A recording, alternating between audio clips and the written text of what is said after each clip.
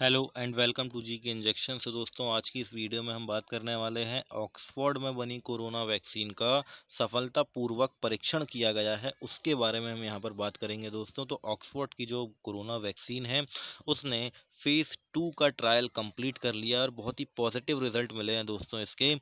और ये कह रहे हैं कि साल के अंत तक जो है हम वैक्सीन को बाजार में ला सकते हैं, यानी कि इन्होंने बोल दिया है कि साल के अंत तक वैक्सीन जो है दोस्तों वो आ जाएगी। तो बहुत ही पॉजिटिव न्यूज़ आई है दोस्तों इस नेगेटिव भरे माहौल में, जबकि कोरोना जो है हमारे देश में लगातार बढ़ता जा रहा है। और ऑक्सफोर्ड में बनी कोरोना वैक्सीन की ये बहुत ही अच्छी न्यूज़ जो है दोस्तों आई है। लास्ट तक बने रहिएगा वीडियो में। मैं इस वीडियो में पूरी चीज़ें डिस्कस करूंगा कि यहाँ पर इस वैक्सीन को इन्होंने किस तरीके से बनाया है, कैसे ये वैक्सीन काम करती है, पूरा हम यहाँ पर जानेंगे। क्या नाम होगा इसका, इसके बारे में पूरा डिटेल डिस्कशन दोस्तों हम इस वीडियो में करेंगे। उससे पहले मैं आपसे रिक्वेस्ट करूंगा कि अगर आपने हमारा टेलीग्राम चैनल अभी तक सब्सक्राइब नहीं किया है तो टेलीग्राम चैनल हमारा सब्सक्राइब करें, क्योंकि हर लेक्चर की पीडीएफ जो है दोस्तों आपको इस टेलीग्राम चैनल पर मिलती है। और वीडियोस के लिंक अगर आपको चाहिए पुरानी तो भी आपको इस चैनल पर लिंक मिल जाएंगे। ओके, चलिए दोस्तों, तो देखते हैं अब हम। तो दोस्तों, रिसेंटली मंडे को एक जर्नल पब्लिश होता है लेंसेट का, जिसमें साइंटिस्ट ये कहते हैं कि एक्सपेरिमेंटल कोविड-19 वैक्सीन का जो ट्रायल है वो क्या हो चुका है, वो सक्सेसफुल हो चुका है। 18 टू 55 एज के जो लोग हैं दोस्तों, उन पर इसको ट्रायल अभी किया गया है।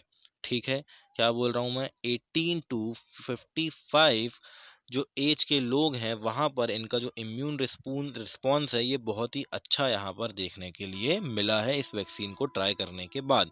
यहाँ पर ये भी देखा गया है कि जो टी सेल रिस्पॉन्स है, ये टी सेल रिस्पॉन्स है एज वेल एज एंटीबॉडी जो है दोस्तों, ये भी यहाँ पर बहुत ही अच्छे से डेवलप हो रहे हैं इस वैक्सीन के कारण। ओके, या ऐसा क्या कि ऐसा जो वहाँ के डॉक्टर हैं, डॉक्टर हिल ऑक्सफोर्ड यूनिवर्सिटी के, उन्होंने यहाँ पर ये चीज़ कही है। ओके, फिर किस नाम से होगी ये होगी AZD1222, यानी कि एस्ट्राजेनेका फार्मास्यूटिकल कंपनी और यूनिवर्सिटी और ऑफ एक्सफोर्ड ने यहाँ पर इसको नाम दिया है AZD1222। ओके, तो ये बात यहाँ पर आपको याद रखना है दोस्तों। और अगर हम बात करें, इन्होंने ये भी कहा है कि हम साल के अंत तक वैक्सीन को जो है वो लेकर यहाँ पर आ जाएंगे। ओके, तो ये बहुत ही एक अच्छी न्यूज़ है। लेकिन इन्होंने ये भी कहा है कि ये हम निश्चित तरीके से नहीं बता सकते कि ये लास्ट तक आ ही जाएगा, क्योंकि दोस्तों अभी देखिए फेज़ 2 जो है वो ट्रायल कंप्लीट हुआ है, फेज़ 2 का ट्रायल कंप्लीट हुआ है, फेज़ 3 का ट्रायल कंप्लीट नहीं हुआ है अभी। तो फेज़ 3 का ट्रायल कंप्लीट होगा, फिर अदर जो इनकी फॉर्मेलिटीज़ होती है वो होंगी, उसके बाद बहुत सी चीज़ें करने के बाद जो है दोस्तों वो वैक्सीन जो है वो बाज़ार में आती है पूरा ट्रायल होने के बाद बाद में। ओके, तो अगर हमें भारत में वो वैक्सीन चाहिए तो पहले भारत में भी इसका ट्रायल करना पड़ेगा, तब जाके ये वैक्सीन भारत में बिकेगी। ठीक है ना? चलिए, फिर हम देखते हैं दोस्तों, वैक्सीन जो है वो डेवलप की गई है किसके द्वारा? ऑक्सफोर्ड एंड एस्ट्राजेनेका फार्मास्यूटिकल के द्वारा, जैसे कि अभी अपन ने देखा यहाँ पर। और यहाँ पर ये कह रहे हैं दोस्तों, इन्होंने यूज़ क्या किया है वो चीज़ हम यहाँ पर देखने वाले हैं। ठीक है, तो अभी हम ये थ्योरी देखते हैं। अभी मैं आपको बिल्कुल जो डायग्राम है उससे समझाता हूँ। ये देख सकते हैं आप यहाँ पर, ये दोस्तों कोरोना वायरस का डायग्राम है। ठीक है ना? अब अगर हम यहाँ पर देखें तो ये जो पिंक पिंक आपको यहाँ पर इसके जो निकले हुए दिख रहे हैं, है ना, कांटे टाइप निकले हुए दिख रहे हैं ना दोस्तों, ये क्या है? ये स्पाइक प्रोटीन के नाम से जाने जाते हैं। किस नाम से जाने जाते हैं? इनको हम स्पाइक प्रोटीन बोलते हैं, ये आपको याद रखना है। और ये जो आपको संरचना यहाँ पर दिख रही है, ये आकृति वाली संरचना जो दिख रही है दोस्तों, इसको हम कहते हैं RNA, यानी कि वायरस का जो राइबो न्यूक्लिक एसिड है दोस्तों, वो ये है। और जो स्पाइक प्रोटीन है वो ये है।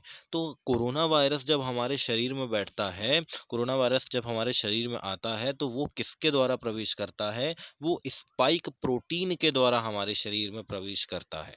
ठीक है, तो हमारी सेल्स में क्या होता है, ये स्पाइक प्रोटीन जाता है और उसके ज़रिए ये क्या होता है दोस्तों, शरीर के अंदर जाता है और फिर रिप्लिकेट करने लगता है। रिप्लिकेट का मतलब अपने ही जैसे जो वायरस होते हैं उनका मल्टीप्लिकेशन करने लगता है, उनका प्रोडक्शन जो है दोस्तों वो स्टार्ट कर देता है। ठीक है?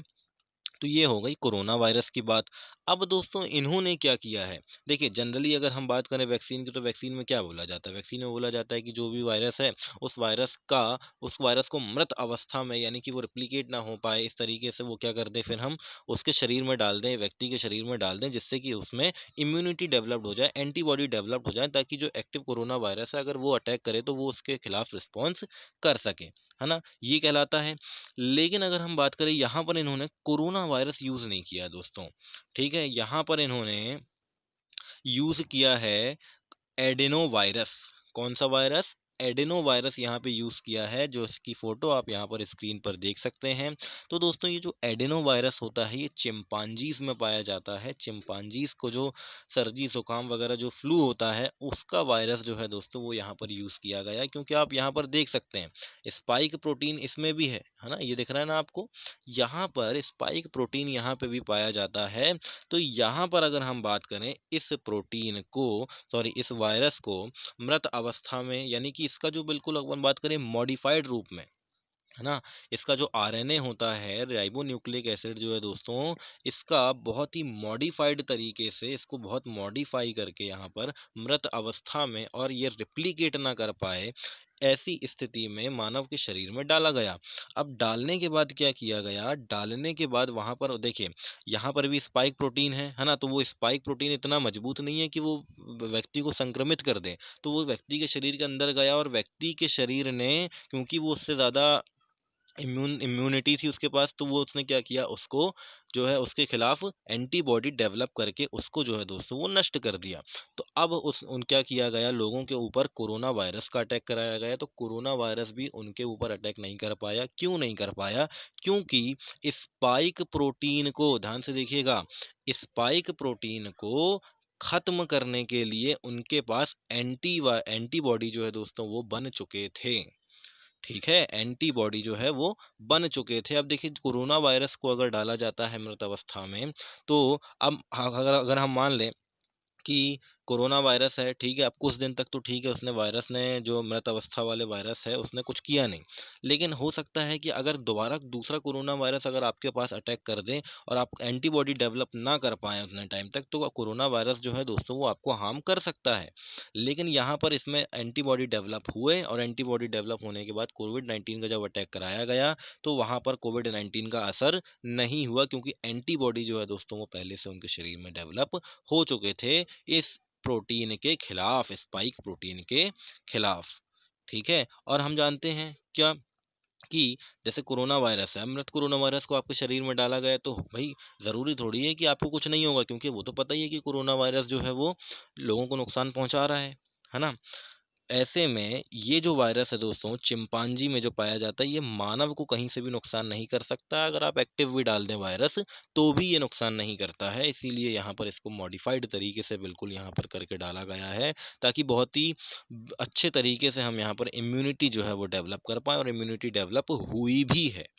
ठीक है ना? तो ये बात आपको याद रखना है। ये बेसिक काम जो है दोस्तों, ये इन्होंने किया है, जो आपको जानना बहुत ज़रूरी है।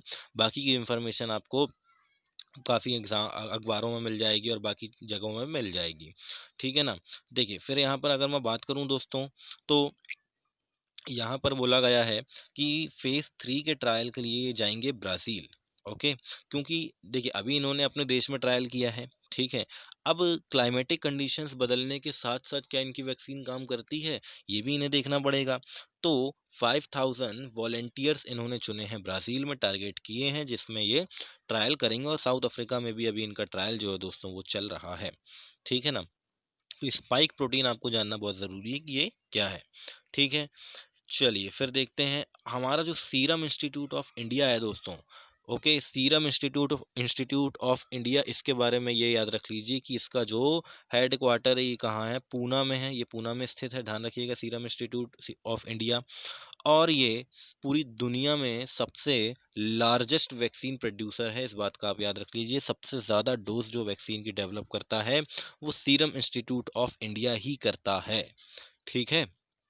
और बड़ी बात ये है कि सीरम इंस्टीट्यूट ऑफ इंडिया ने ऑक्सफोर्ड और एस्ट्राजेनेका के साथ क्या कर लिया है, टाई अप कर लिया है कि भाई आपकी वैक्सीन जैसी आ जाएगी तो हम जो है उसका प्रोडक्शन स्टार्ट कर देंगे। और ये इतनी ज़्यादा प्रोडक्शन करता है दोस्तों कि ये एक्सपोर्ट भी कर सकते हैं हम वैक्सीन को।